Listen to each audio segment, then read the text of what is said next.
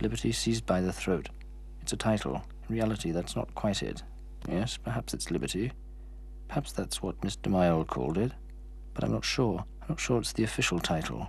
Our Venus. Venus is much prettier. God created women's breasts in such a way that women could be picked up there and set upright.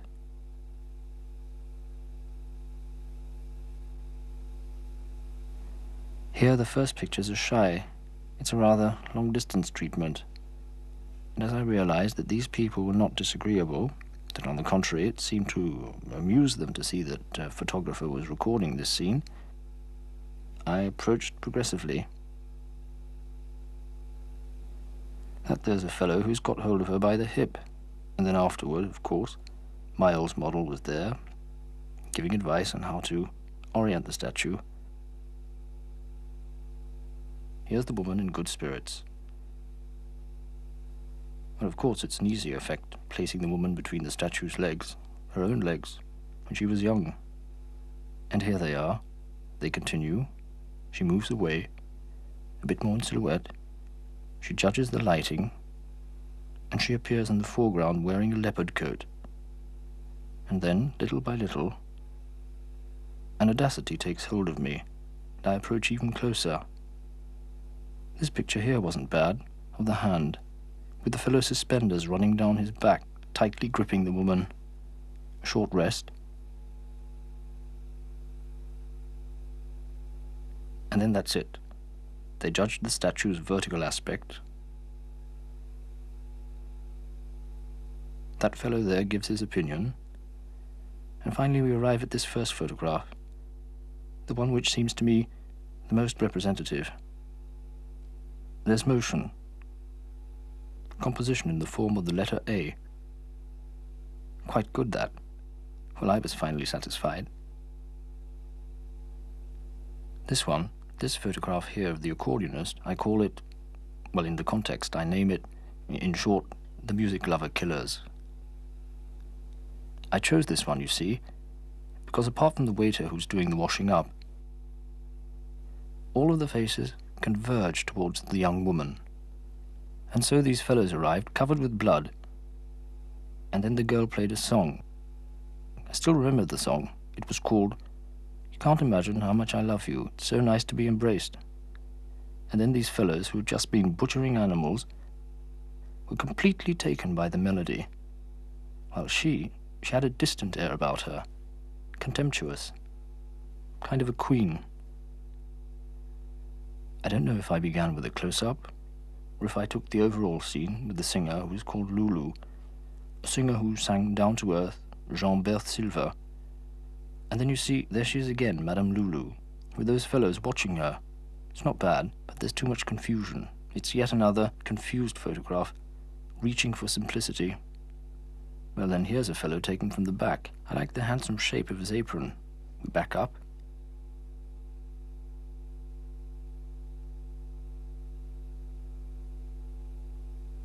And here this one's almost successful, except that someone's not at all interested in the music.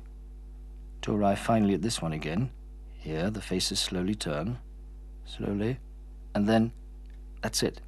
There's a single moment, a fraction of a second, where everything comes together.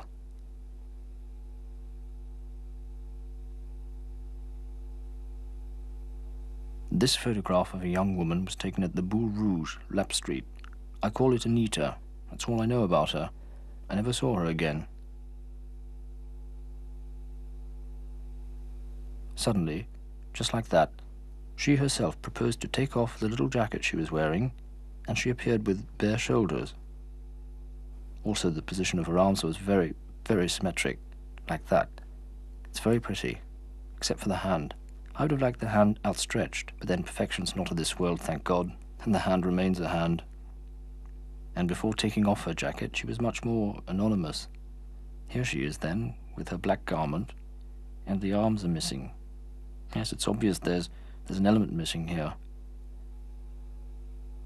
First, of course, before I approached her, I took a more general view of all the young girls waiting for their escorts, with the reflection of their legs on the floor, which seemed quite pretty. All of those legs reflecting, very pretty. I did well to wait, and to have the audacity to ask her, "Do you mind if—" "Yes." And then she herself took off her little jacket, and with that, the chrysalis opened, and the butterfly appeared.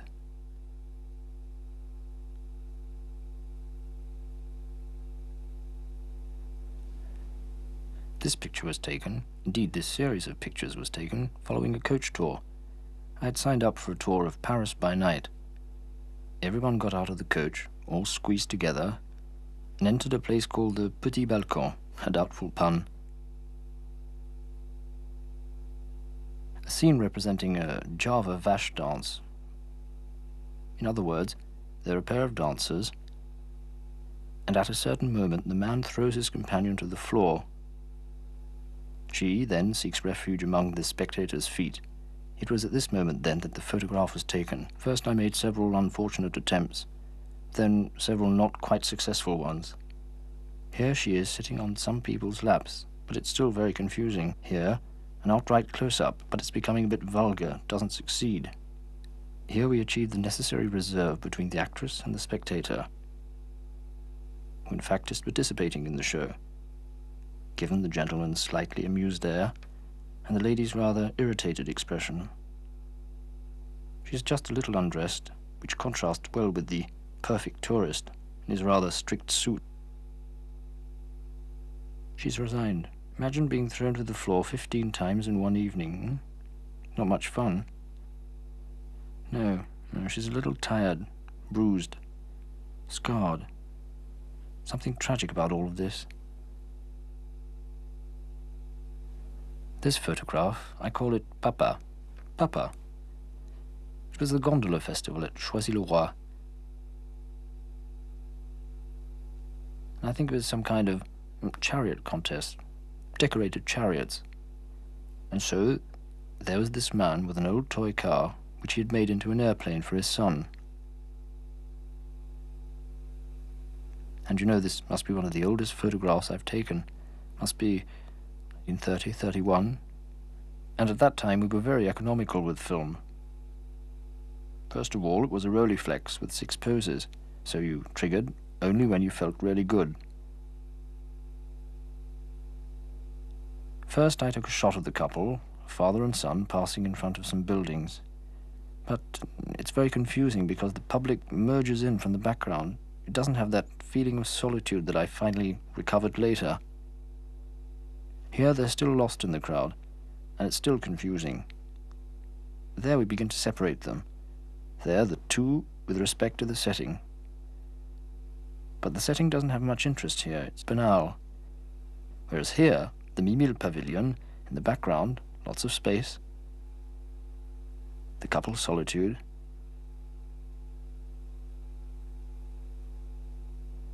They're completely unaware of the mockery one could make of them. In any case, I was much more mischievous at that time than I'm now. It seemed to me that I was more cruel, still had a touch of childhood cruelty to take a picture like that. So full of mockery, which finally wears away somewhat with time, leaving only this tender and rather touching scene.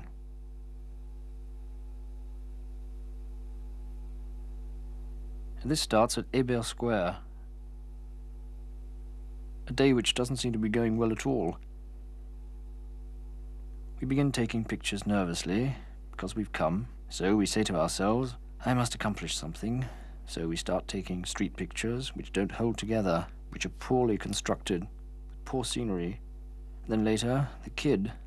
We say now that's starting to look interesting because he's carrying a cardboard rifle on his back. He looks about, here, there, as if he was going to go underwater hunting with the... well, yes. And then later on, the boy and the girl holding a small child by the hand. And then I got fed up, a bit discouraged. I turned my back on the little square there.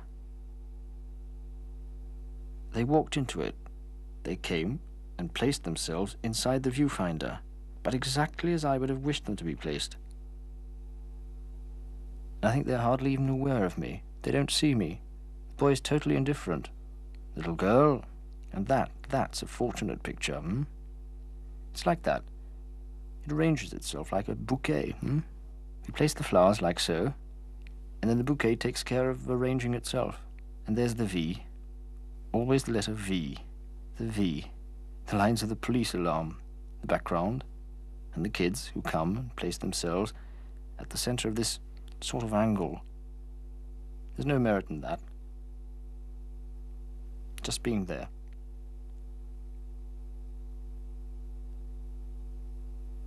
To me, the postern of the poplars, that's a pretty name. The postern of the poplars. So I liked the setting. I'd already begun photographing that dead tree which was completely stripped, and then some kids came to play. Well, they started to play there in the distance, like that. Then they began jumping over the mounds.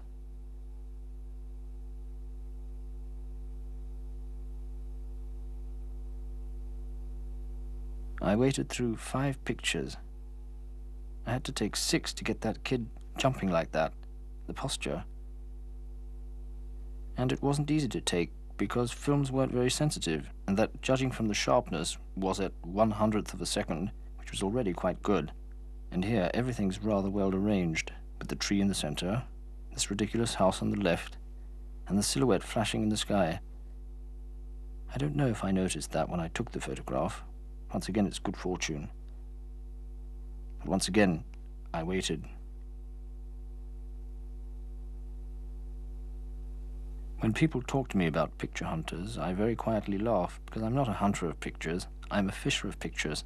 And in the case of the painting in the shop window, it's not rod and reel fishing where one's running after trout. No, it's cane pole fishing. It was in '47, I believe. She was making a bit of a scandal, this woman in black stockings showing her derriere. And from the shop window, one saw people filing by, who were rather often scandalized. And then this couple came in, the lady very interested in the profile of a vase in front of her, and she was examining the vase with interest, while the gentleman was taking a very sidelong glance at, how should we say, the convex side of the woman. And so in the end it was the sidelong glance. That's what interested me. But it's a question of luck. You wait, of course, but you have to be lucky enough to stumble onto this expression, because all the other photographs are really very nice, but this one is more powerful. This final photo. There weren't many like this one. There was only one. The Craftsman's Courtyard. Well, I call this one the Craftsman's Courtyard. It's in the 19th quarter of Paris. And it's a picture that seems to me very curious, very, very bizarre. If I had had the models at my disposal, I would never have arranged them like that. I would have approached much closer to the woman in order to get a bust shot of her. I would have my 4 characters in the background, on the left, but this proportion here is a revelation to me. A photographic chance. And it's not bad in the end. It's going off in all directions, this photo. The chap on the left is completely out of the action. The fellow hiding in the corner. It's really very, very strange, this story. I don't understand. I don't understand how I could learn something from this photo. And indeed, it's put together poorly. There's the foreground. One always avoids placing a diagonal line like that at the bottom, and yet it works anyway. Afterwards, she runs away. It's no longer any good at all. Whereas here, at the time I must have liked it more. The cluster of humans there. And it's less successful. It's much more predictable, more common. Old hat, what? Whereas that one, no. Sometimes photography is bizarre. Just bizarre. I used to try to take photos which were completely closed, which contained within themselves a complete little story, concentrated, condensed. Now, it's enough to plant a little seed in people's heads, and that's enough.